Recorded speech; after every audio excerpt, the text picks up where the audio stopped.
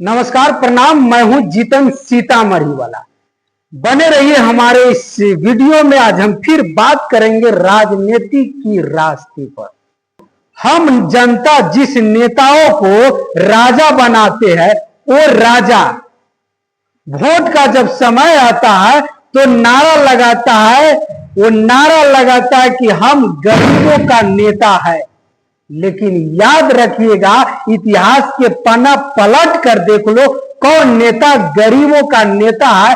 क्या गरीबों का नेता होता तो क्या गरीबों को बैंक, सरकारी बैंक क्या लोन देता है? अगर वो गरीबों का नेता है तो किस गरीबों को सरकारी बैंक 5 लाख लोन दिया है? लेकिन अमीरों को 5 करोड़ लोन देने के लिए बैंक तैयार हो जाता है। पता है कि जब एक गरीब मजदूर जब बैंक में लोन लेने के लिए जाता है तो हमारी सरकार की बैंक की मैनेजर कहते हैं, क्या आपके पास क्रेडिट है, क्या आपके पास प्रॉपर्टी है? अगर क्रेडिट और प्रॉपर्टी होता तो हम गरीब क्यों होते?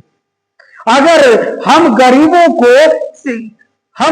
को लोन मिलता नहीं तो हमारे देश की नेता नारा में यूं क्यों कहता है कि हम गरीबों का नेता है? देखिए, हर एक नेता का नारा एक ही होता है कि हम गरीबों का नेता है। जीतने के बाद वो अमीरों का नेता हो जाता है।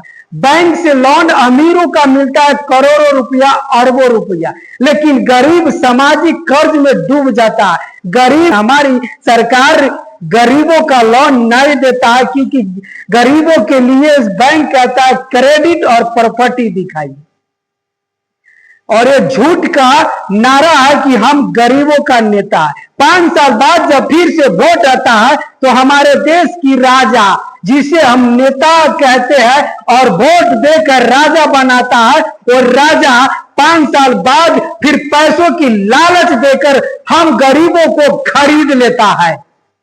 जैसे कि 5,000 10,000 वोट से पहले बांटता है और हम गरीबों को खरीद कर वो वोट लेकर फिर से राजा बन जाता है और हम गरीबों को भूल जाता है सीट मिलने के बाद।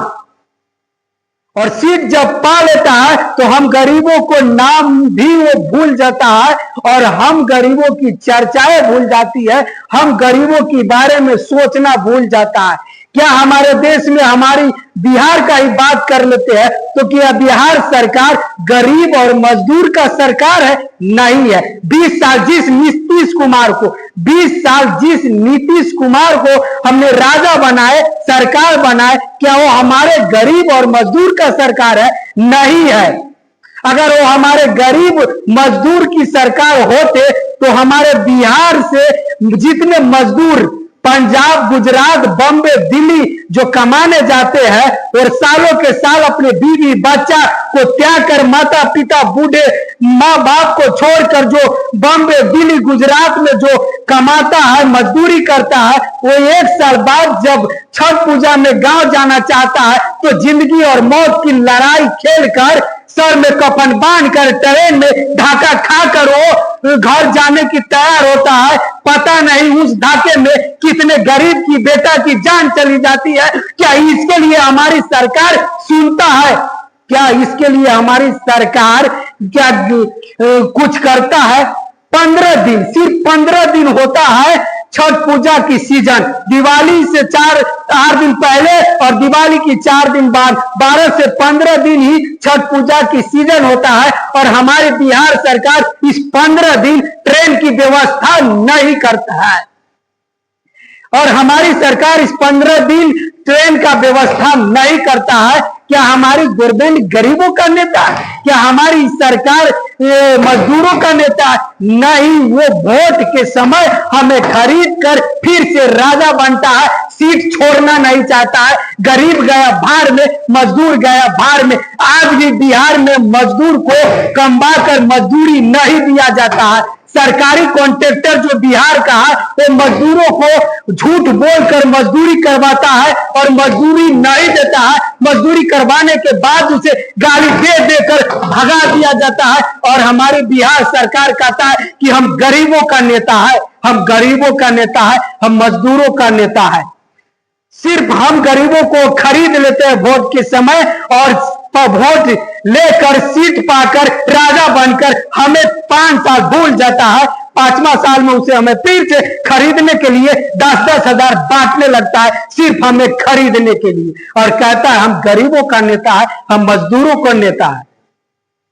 जय हिंद, जय भारत। सहमत है, हमारी बात अच्छा है, तो ये इस बात को, इस वीडियो को सरकार तक पहुंचाइए ताकि हम गरीबों की व्यवस्था मिले। क्या हमारी गवर्नमेंट सचमुच की गरीब मजदूर की नेता होता तो छठ पूजा में कम से कम 15 दिन ट्रेन का व्यवस्था करता। अगर हर रूट से हर 1 घंटा पर ट्रेन दे दिया जाए यूपी बिहार के लिए, तो क्या दिवाली और छठ पूजा में भीड़ होगी? धक्के खाना पड़ता, ये ट्रेन से गिरकर जाने जाती। लेकिन हम गरीब मजदूर के लिए हमारी गवर्नमेंट के कोई मतलब नहीं है। वो अमीरों का नेता है, अमीर से मतलब है, गरीब को तो वोट खरीद कर वोट लेते हैं।